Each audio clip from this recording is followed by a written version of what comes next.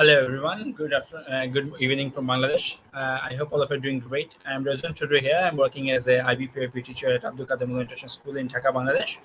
Um, this is to notify you that our presenter, Miss Monica, is unable to present today due to a family emergency. Here I am to present and the topic so that our viewers don't get disheartened. Today I'll be talking about inquiry-based learning and about inquiry cycle, how we can implement in our classes. So I'm going to share the screen with all of you, and let's talk about inquiry-based learning and how we can develop inquiry learners in our classes, right? So just give me a second.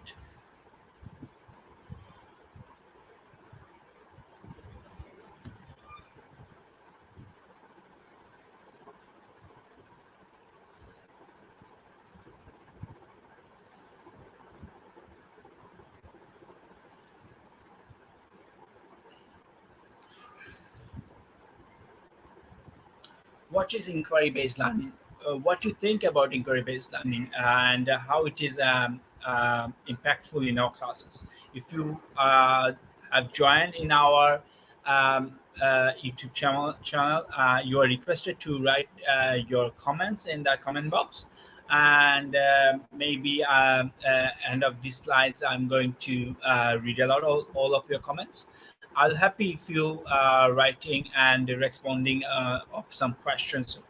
Those will be asking during our presentation. So, inquiry-based learning is a learning process that engage the students by making real life learners, right? So they can learn by doing the work by themselves. Teachers are going to guide them, but the students going to learn the things by themselves. They're going to research the work by themselves. Maybe they're going to read an article, and maybe later they can reflect the understanding through any visible thinking routines. Why inquiry-based learning is so important, and what is the example of inquiry-based learning? What you think about it? Why we should motivate to the teachers and learners to create an environment where the learners can do inquiry by themselves. What do you think? Let me read aloud some of your uh, comments. If you have joined now, I can see your few participants have already joined. Okay, so why inquiry-based learning is important? It is important so that learners can be lifelong learners. They will be more self-motivated. They will be they will be more focused on research-based and fun-based learning.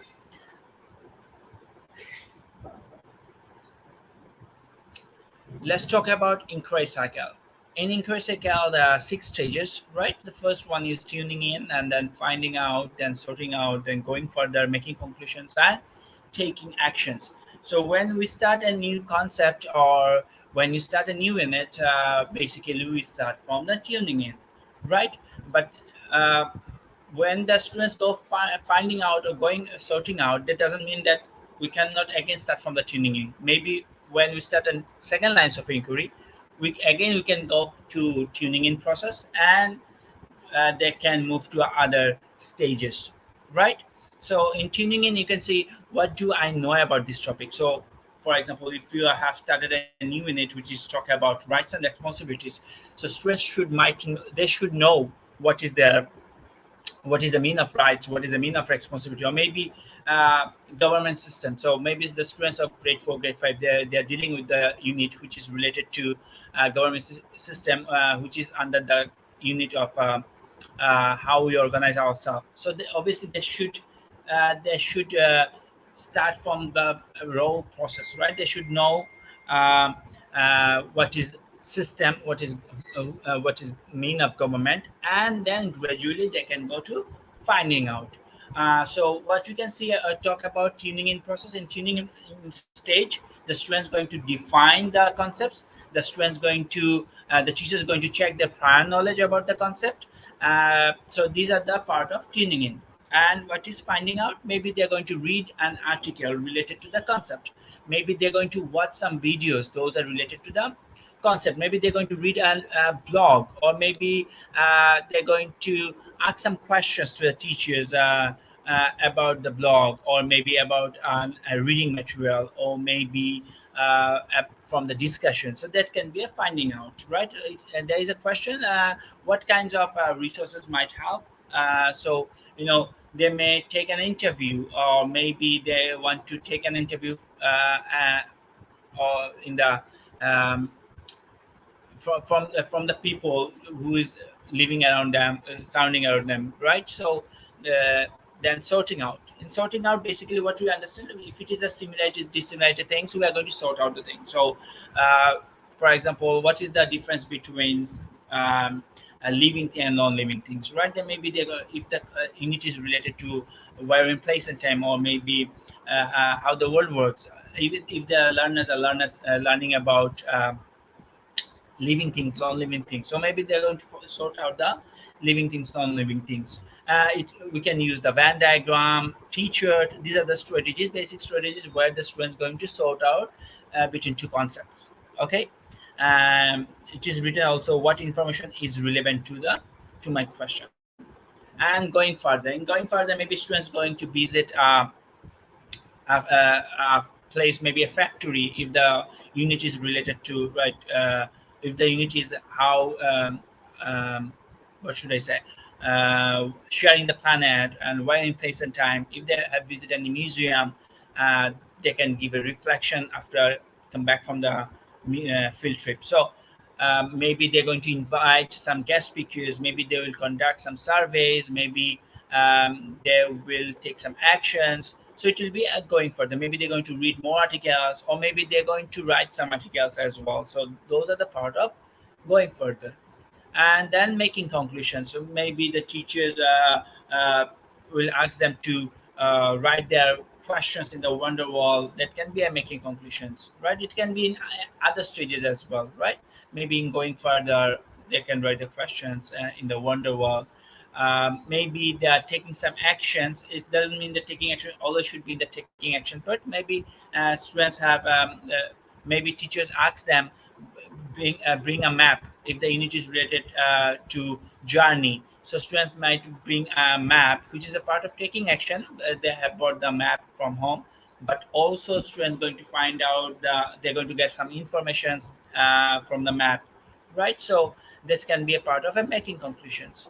And they may maybe face the summative assessment, or maybe they organize an exhibition, maybe they're going to organize an event. That can be a part of a making conclusion stage. Taking action is not like that you should go like from sorting out, you have to go through the going further, making conclusion. Taking action can be after tuning in, or during the tuning in. Taking action can be during finding out stage. It doesn't mean that taking action should be always at the end of the unit.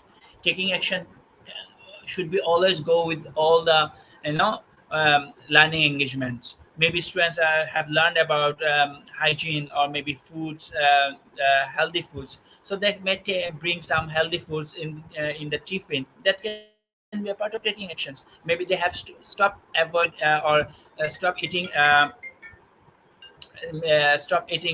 junk food. That can be a part of taking action. Maybe they have bought napkins every day. So that can be taking actions. So taking action is not like it should be always end of the unit. Taking actions will be going on with all the stages.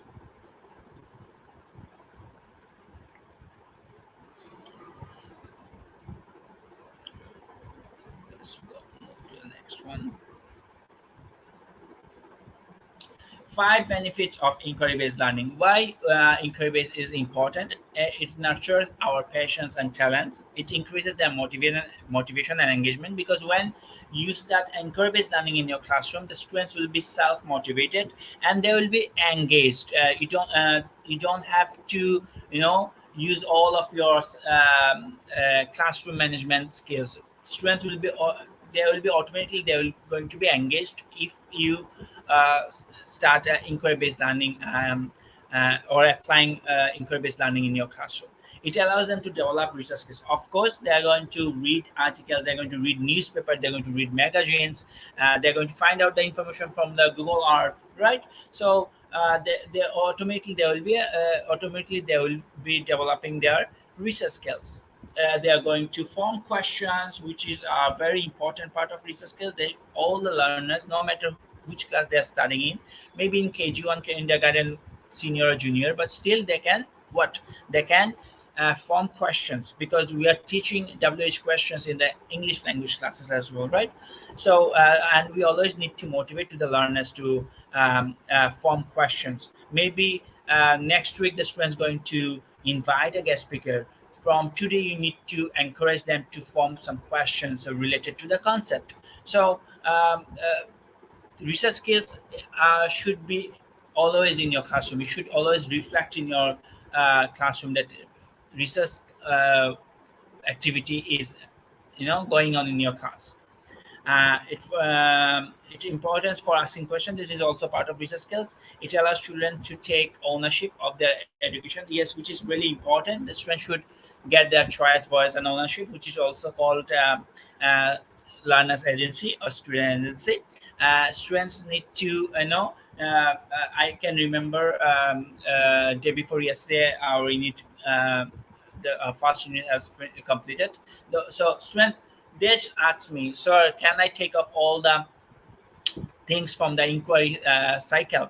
I said, why you want to take off all the things? And they said, sir, we are going to start a new unit from Sunday, and we don't need to do that because we are going to do a lot of tasks, and where are we going to put it? We don't have enough place in our classroom, which is true. They reminded me to take off all the stuff. So I said, should I take off the things, or you are going to take off by yourself? They said, okay, sir, we are going to take off all the stuff from the inquiry cycle board and other boards. So the class will empty, and when we do some other learning engagement tasks, we can again put in the things. So the students are, because they understood that once the unit get finished, we have to take up all the thing from the inquiry cycle and other metric board. So they can do their own work. So they told me, so what are the concepts, what are the learners profile in our next unit? So we can write up, we can give our reflections, and we need a wonderwall space where we're going to put our questions. So they are they are automatically taking their ownership. They know that this thing's going to be happen, and they know also that in their second unit they are going to learn a lot of things which need to be displayed as well. The four steps of inquiry based learning. How do you use inquiry based learning in your classroom? And being a teacher, what you can do, students they need to develop their question that I have discussed in my previous slides as well, where they need to hungry to answer. And maybe one group of students, they're going to ask questions, then another group of learners going to answer those questions. So you can play this kind of game, which is going to motivate the learners to develop the thinking skills, right? And research the topic using time in class. Have students present what they have learned. You can have a exit card in your classroom. So sometimes you can give it to them after the class. Maybe it's not like it should be only in UI. It can be in any lesson. After the lesson, you can tell them what are the two things you have learned today, and what questions in your mind. So they're going to write quickly within 2 to 3 minutes what are the two things they can learn and they have learned. So you can also get understand what is the level of their understanding of the concept.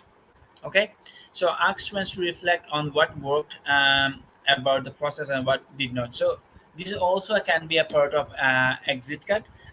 You can ask your students what they have worked, what they have learned, and what did not really they did not could not develop the skills. So they're going to quickly write down, I did not complete that work, or I did not understand the concept, I didn't understand the topic. So you will get to know what is the level of the learner's understanding level, right? So that will help you to design your plan according to the student's level, which is also called differentiation learning, right? So sometimes, not only sometimes, frequently we need to give them this kind of exit card, which will going to help you right away. It is it is helping the learners and it is helping to the teachers. How? Because teachers can understand what is the level of the learners. Are you in the right track or not? If you think you are going fast, so you'll get to know from the other learners what they think about the concept. If you even go slow, they might say, yeah, we know these things. They can assess themselves through self-assessment tasks, which will help you also to go fast. So this kind of exit card not only helping to the learners, this kind of exit card will help to the teachers as well.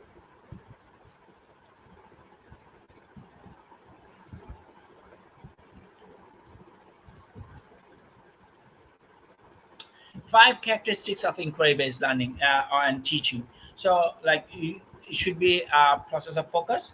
When students solve problems themselves, um, uh, they they need to understand the conceptual process. They need to investigate for further learning, for go deeper learning. So, teachers need to give a scope for the students. Maybe teacher are going to give a reading materials to the students for reading at home, and then I tell them to summarize what they have learned from the reading materials. Maybe teacher will going to give a short article to the students and tell them what are the information you have got from or data you have got from the article. Just uh, write and illustrate through sketch note, which really help to the learners, to complete the work, because they love to do the coloring. Some students, they don't want to write sentences, so they can give some information through data representations, right? Maybe they can represent through a bar graph, or maybe a pie chart, or maybe just only a picture, or maybe a dialogues between two friends or three friends, um, which really encourage to the learners to read articles as well as reflect what they have learned from the articles. Group learning, discussion, monitorings, these are the basic things you always apply in your classroom. You need to let your children to discuss, so you can make groups and throw two or three questions for each of the group. They need to discuss between themselves, which will help them to develop their communication skills. And after 5 minutes, tell them to come forward and to share what they have discussed, what are the points they have found after discussion. So one student maybe write down the notes, and other students may be sharing their ideas, so which they develop their social skills as well, because they are accepting other ideas, they are accepting responsibilities. These are the soft skills of the social skills. Then discussion monitoring. Teachers need to monitor what the students are discussed. It's not like that you just throw the questions and students going to answer those questions. You need to monitor how actively they are participating in discussion process, and you need to write down in anecdotal notes who is contributing a lot, who is not active or inactive. So later you can give a reflections that students, you must to all of you must to be very active. You can have a checklist and you can give a score. What I always do in my classroom, what I give them tasks, and I write down the checklist. It's not like the checklist always be printed one. I hardly go for it. Yeah, either it is not a formative assessment or summative assessment. I write on the board and tell them to copy the checklist and put tick on over there. Or teachers give a score. So basic checklist are like, we could complete the tasks on time, which develop which is forecasting the development of self management skills. I write mostly we all were active, so they know if one or two friend in the group is not active, teacher going to notice it, and teacher is not going to give the full point over there. So I give like 4, 3, 2, 1, like EME, which is called exit expectation, meet expectation. So I no matter I'm conducting the classes for UI or maths or English, I always apply checklist help the learners, so they know if one or two friends are not sharing their ideas, they have to involve them somehow, otherwise their group will not going to get the highest score.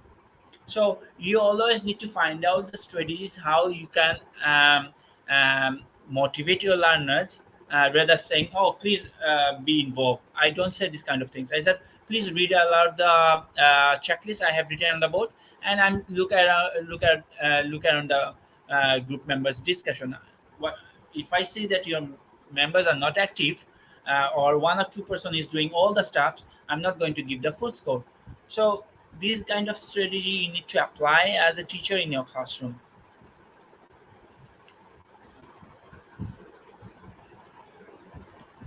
I'm going to play a video, and then I'll ask you to reflect your understanding what is called inquiry based learning.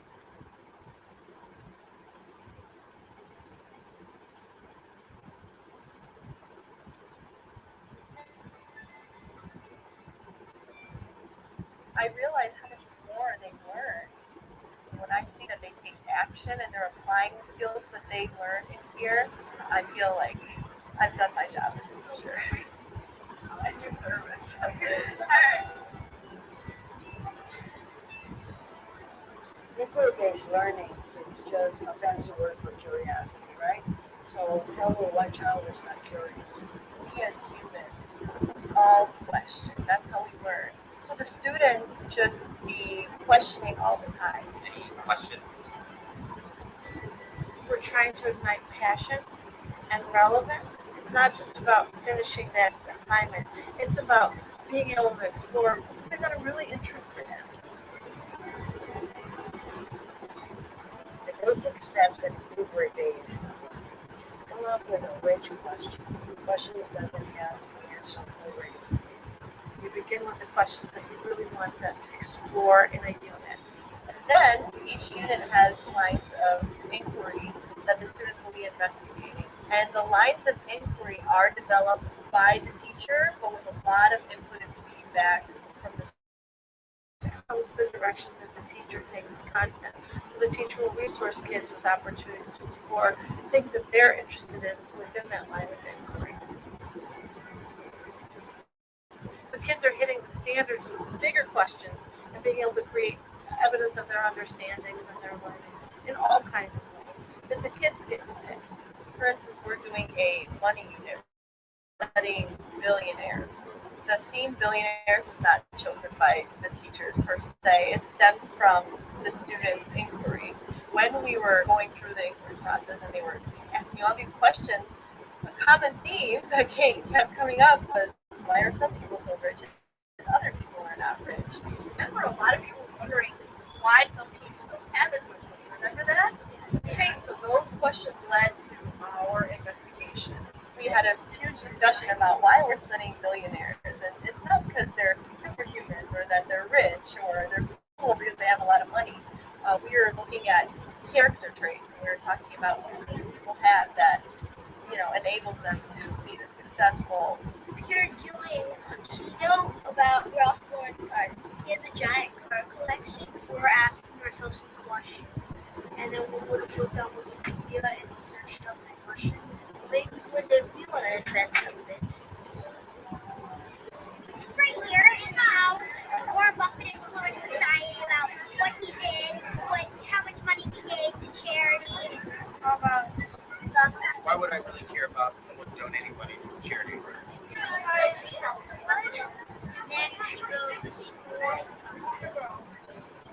Opening up learning by letting kids decide, hey, what am I really interested in science? What am I really interested in social studies? What am I really interested in literature?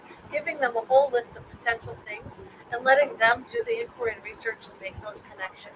So if you have a dystopia, you could say that Hunger Games would be one of your resources because it's a fiction story that actually plays out in a dystopia region. Inquiry-based learning actually takes you this. You're still doing it in the way, but you're actually taking what you want to know. All of a sudden, our students, we see our students doing things that really matter to them, and they're excited and they're passionate, and they want to talk about what they're learning. They're inspired. They're reflective. They struggle. That is a true education.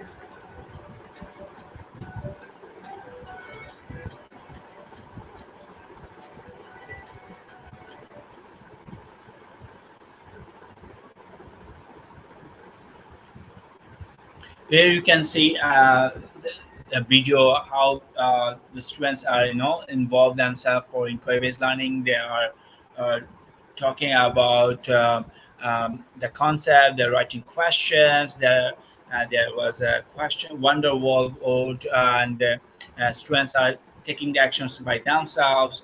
Maybe they are preparing an event, which basically driving the learners to um, to go further investigations, right, about the concepts, right?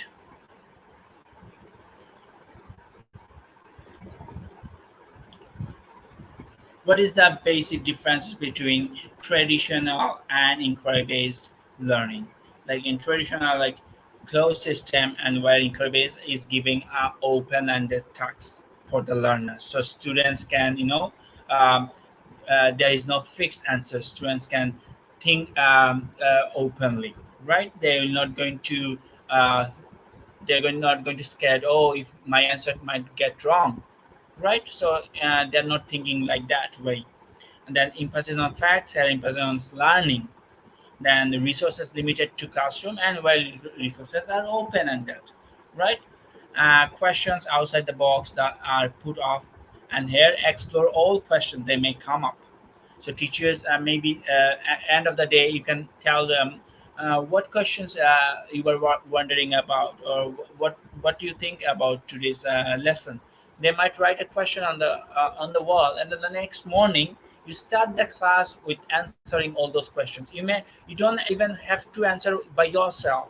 You may read aloud the questions. You're going to get a lot of volunteers, those who know about the question. Might they give better ideas, right? Assessment on retrained knowledge and assessment on all step of the process. What are the strategies you may apply for your inquiry based learning class? So you can, that I said, you can tell them to form questions. You can tell them to write reflections after the field trip, or maybe a gallery work. You can ask them to write report writing on the particular concept which is going on in the current unit. You can tell them to give a reflection on their unit. What are the things they are enjoying through 3 to 1 reflection strategy? What are things were fantastic or interesting? What are the 2 things they have learned in the unit, and what questions in their mind?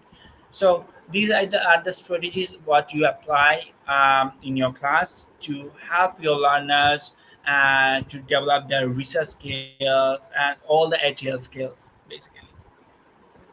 Stages in inquiry cycle that I already discussed.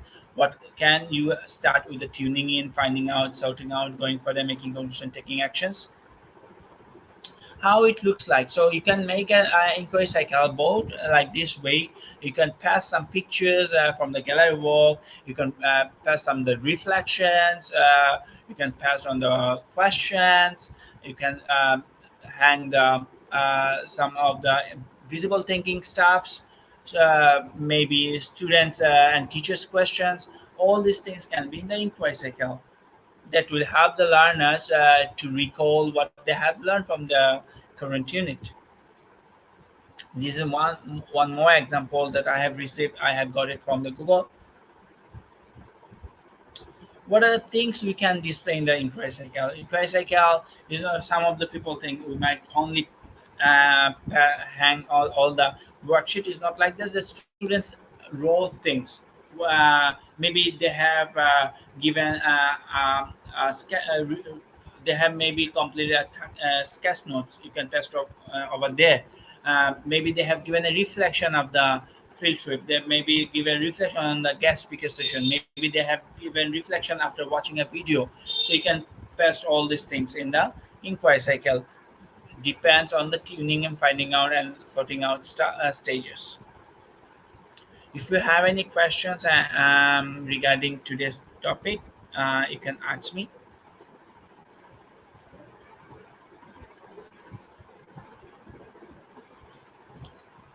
I hope you have learned few stuff from today's session, and you can apply in your classroom. Inquiry-based learning and inquiry cycle is really important for IB, POIP teachers and learners. The more you are more creative or explore about it from the YouTube, or maybe reading articles, how we can make it successful. Uh, you can do it in an innovative way, because the learners really love it when you display their work, not the teacher's work. The work should be tested; those are done by the students, not by the teachers.